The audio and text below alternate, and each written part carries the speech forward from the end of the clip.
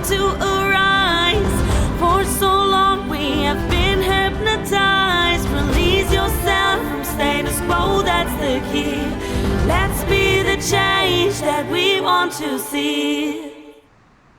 Thank you so much for the wonderful introduction. It's a pleasure to be here with you again. It's been a year and a bit since the first edition of the Experience Design Summit, and I personally feel like it has been 2 weeks or so. And I think that's because we have all entered a global rite of passage. Right after the conference, we have all collectively entered it. And in that liminal space, we are not what we used to be before. And we're like in a place of transforming right now. It's sort of a chrysalis. And in this liminal space of transformation, the perception of time changes quite a lot. So that's why for me feels like it's been 2 weeks. For others it might feel more or less, depends. So I just want to acknowledge that we're in this liminal space globally, and that any emotion, strong emotion, or any body reaction or any type of experience, if we bring awareness to it and accept it as part of the transformational process, is going to be a smoother ride, so to say. And today we're going to talk about the rite of passage. So we're going to explore the kind of where, through the research that Barbara and I have been doing, and also through the many experiences that I had as a personally, but then also professionally in this field. I'm going to just like share from that, and in a very organic way, without an agenda, and just see what wants to emerge and come to surface, so I can be of service to all of you today. The rite of passage is a powerful experience that happened, I think, and is documented in many, many, many different societies. And before something happened, I don't know what happened, it could be agriculture or it could be something else. Any case, these practices of rite of passage, of coming of age, of transformation, have been lost or have been transformed in a symbolic like state, sort of like they are not as embodied and they're not as powerful as they used to be. They're just like being a bit more kind of lighter, so to say, right? Just we're doing it just symbolically.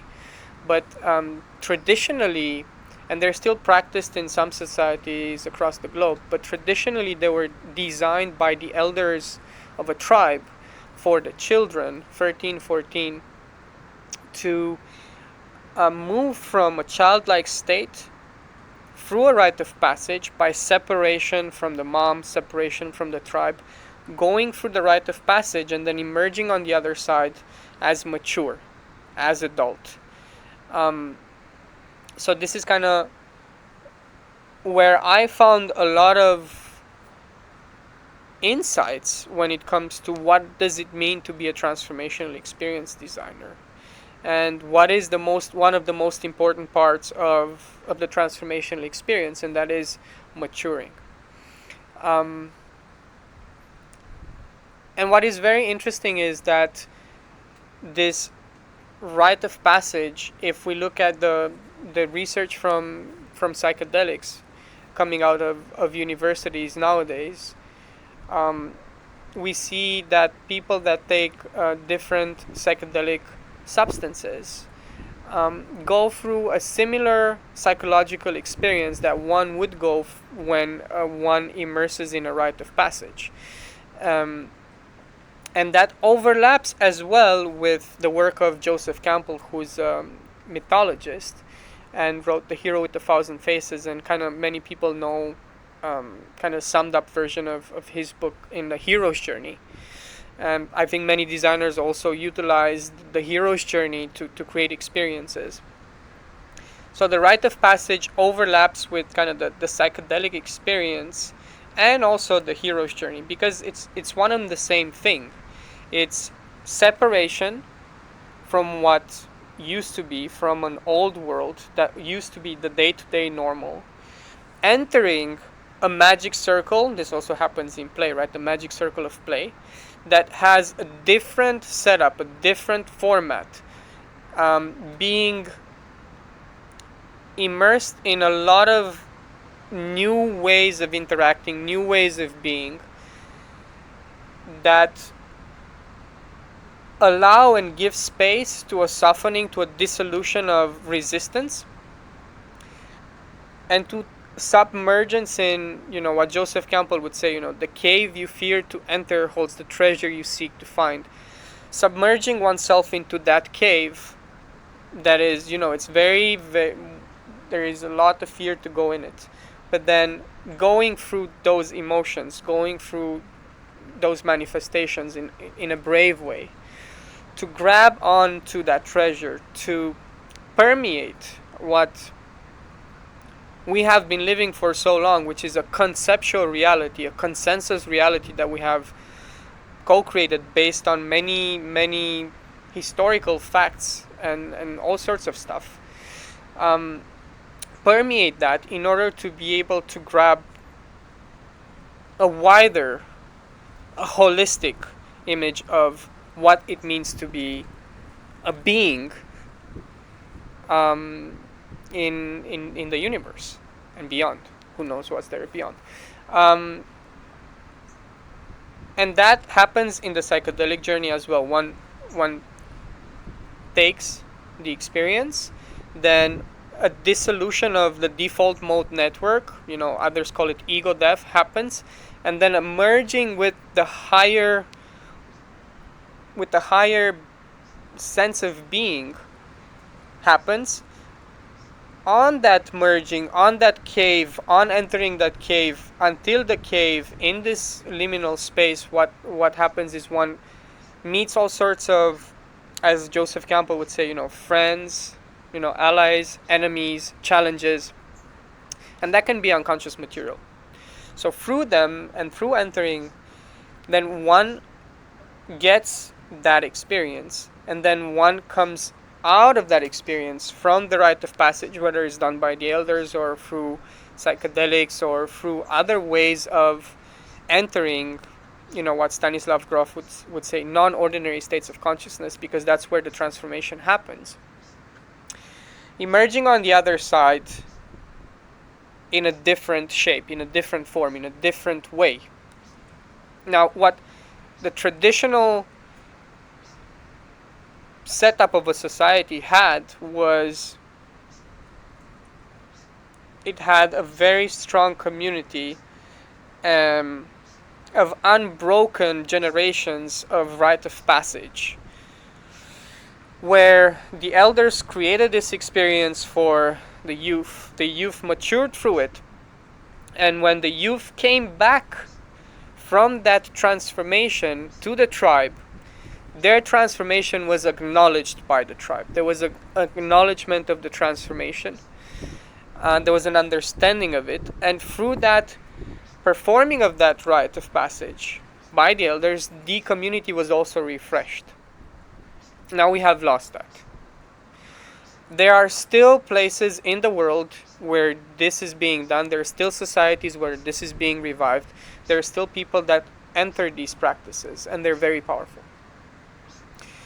Now, back to contemporary society, and the nature of the transformational experience and the nature of the day-to-day experience. I want to share a book title by Dr. Gabor Mate, who's one of the leading voices in studying addiction and kind of helping people overcome and heal addiction and addictive behavior.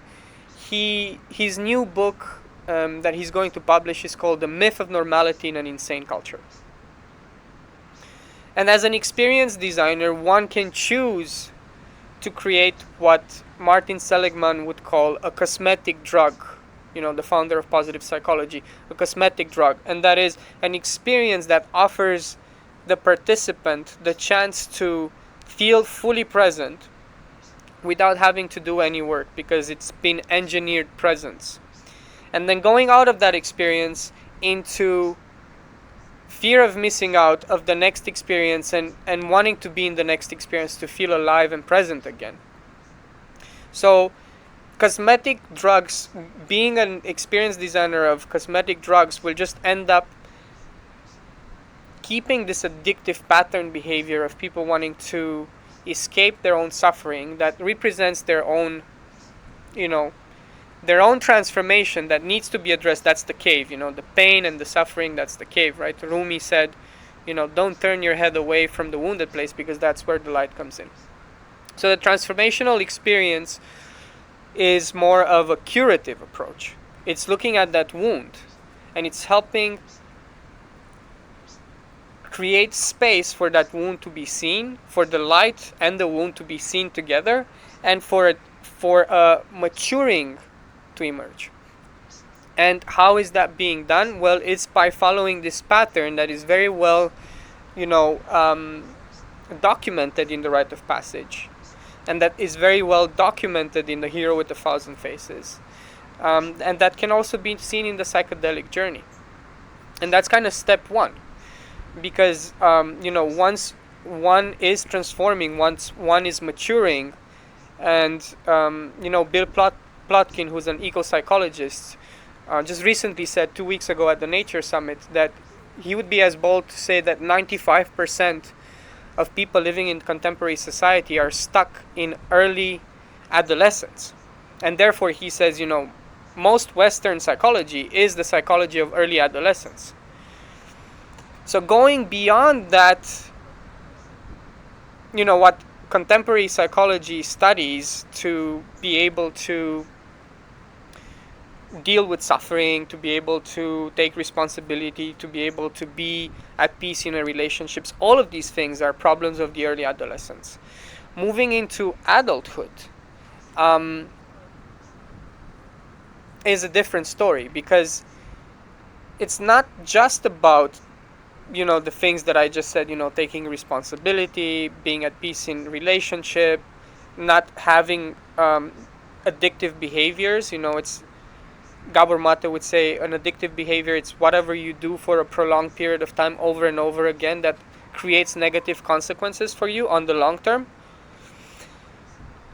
Getting away from that recurring pattern and then maturing, Bill Plotkin would say there are very few adults, true adults in contemporary societies, and even very few true elders.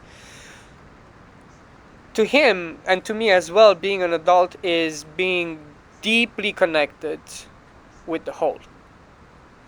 Removing the fragmentation of that.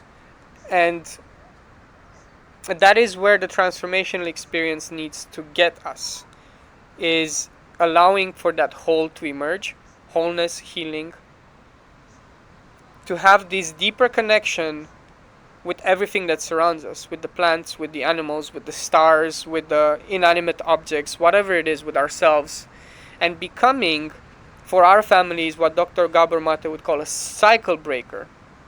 Someone that breaks this inherited pattern of behaving in a way without us knowing, and kind of suffering because we feel fragmented and broken. And ultimately, as I said at the beginning, it's not enough to have the rite of passage. We also need to embed that into culture, right? You have the myth of normality. So first you break the myth of normality through the transformational experience by giving people that glimpse. And then you also help cement that in culture through daily rituals, through creating communitas, community, and through engaging in daily practices and changing the way we choose to approach our day-to-day living.